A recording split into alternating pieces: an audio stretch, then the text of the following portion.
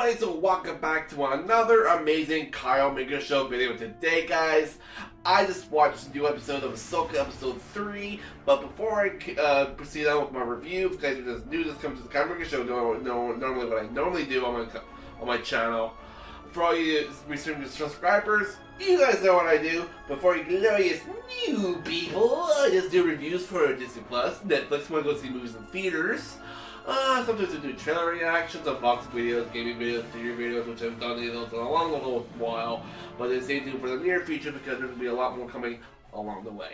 So, yes, like I said, I just watched episode 3 of Ahsoka, so here's what we know so far. So, on the last episode, a lot of people have been making big, giant, freaking theories about the Inquisitor dude.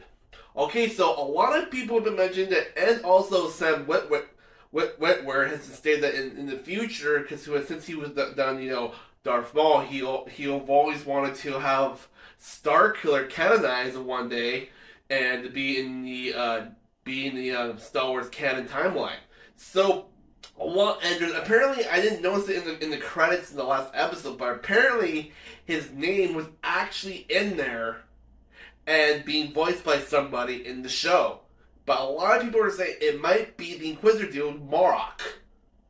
So, when I was listening to Morok's lines in this episode, it saying, as you wish, understood, and I was like, okay, so a lot of people are saying it might be him, so I was like, okay, so it kind of does sound like him just a tiny little bit, but a lot of people might be wrong, a lot of people might be right, who knows for sure, but I'm actually super excited. I'm getting a slight little bit of goosebumps because if it is true, Sam Witwer is going to be in this show, who is he?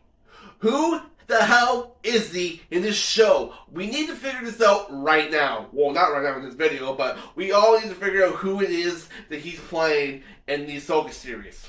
So, before I continue on with talking more about Morok, the Inquisitor dude guy, but throughout the entire episode, I kind of liked how Sabine is training with Ahsoka in the beginning. She's trying to remember all of her steps and the lessons that she did before. She's kind of still a little rusty, so it's getting a little while for her to remember how to block and basically how to make sure that when somebody's coming up behind, she can block the attacks. And it's kind of cool that Ahsoka has all the training materials. She also has that shutter helmet thing, so she put it on Sabine, and she was able to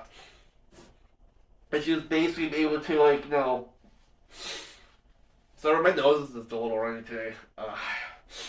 But yeah, she was basically just showing her how to basically how to home on people's senses and how to figure out where they are or where they're moving around. So it's basically a little Luke Skywalker situation. How Ben Kenobi was training Luke how to use the Force and how to sense his surroundings. So basically, Ahsoka is trying to do the same thing with Sabine. So she's with Mandalorians, it's kind of hard for them to be Jedi's. But Ahsoka doesn't want her to be a Jedi. She wants to be something to be herself. But there was a Mandalorian a long time ago that actually was a Jedi. I can't remember his name by heart. But it'd be pretty cool at one point during the show that Sabine would be able to know how to use the Force. Because George Lucas has stated, and has stated in this show, that the midichlorians still exist. And it's pretty awesome. So, and George Lucas has stated in the past that everyone in the galaxy or everywhere else has the Force in any way they have it possible. It doesn't matter who. It doesn't matter if somebody doesn't have it, but they do have it. It's just slightly. It just depends what their midichlorian count is. If it's really high, or if it's really low. If it's really low, then you won't be able to use the Force, but you still can use it. But you just barely can move things, basically.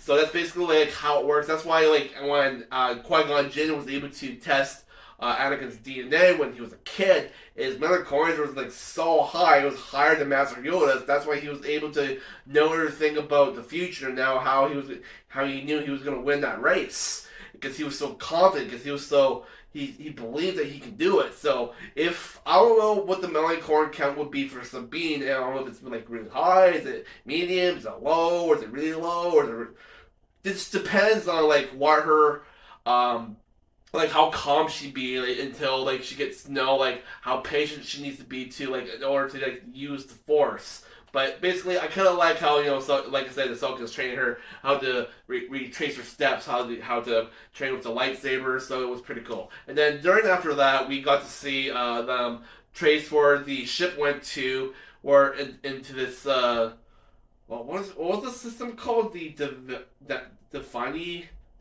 system or something like that, where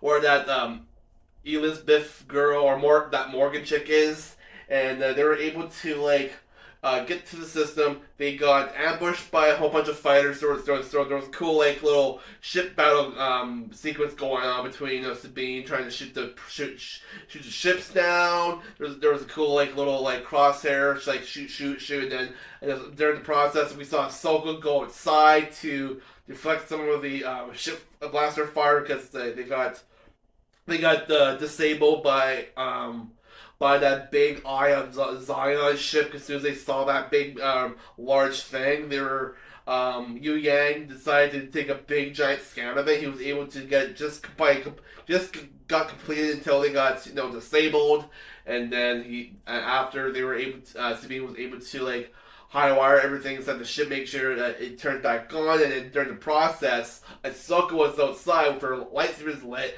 deflecting all the ship blaster fire. It was cool. She did a big twirly around everywhere, and then she was able to like cut one of the ships in half and explode. It was really freaking awesome.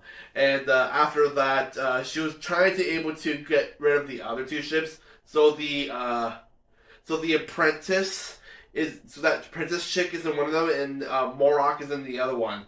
So she was able to take out the last two, and then they were able to get the ship back on. So they were able to fly towards the planet, and they landed in one of and also during when they were flying for the planet, I thought it was really awesome. We got to see them in live action. The Purgles!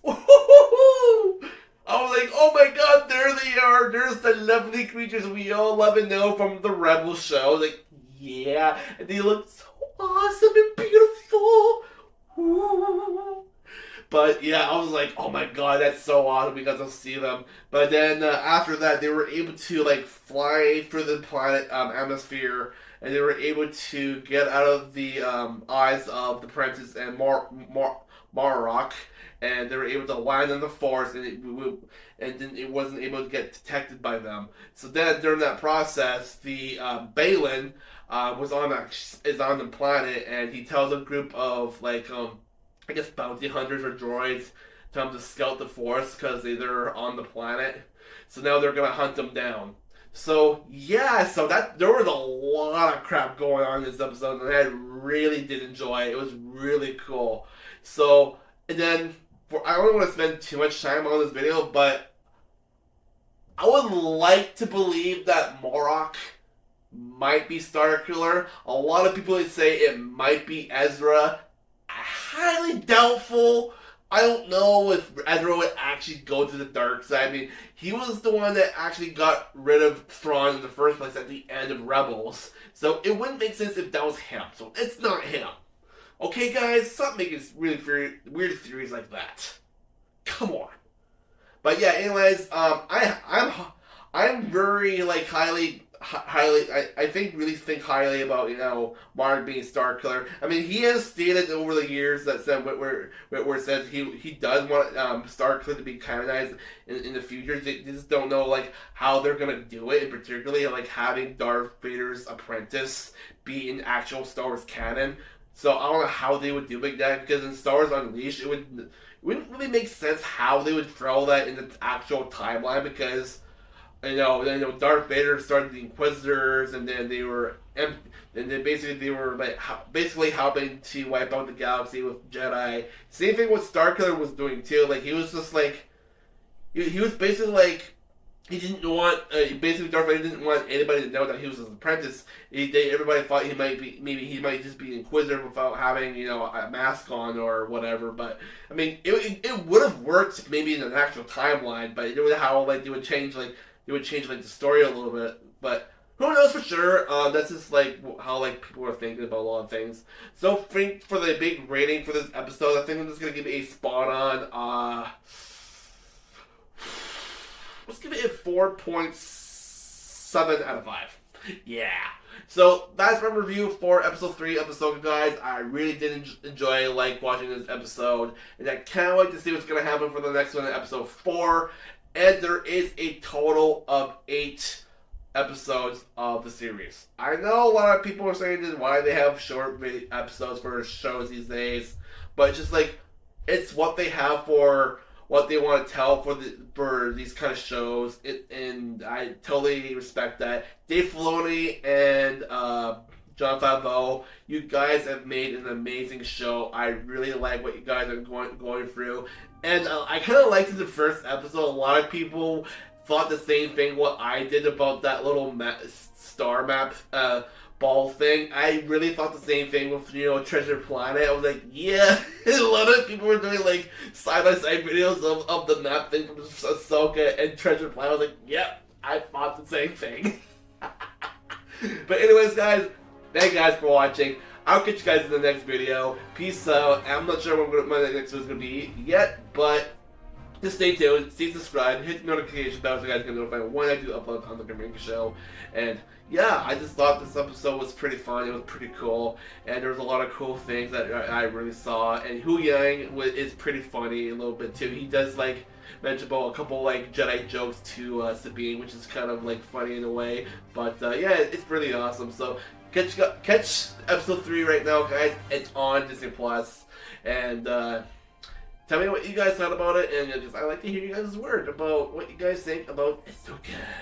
So, catch you guys next time. Peace out.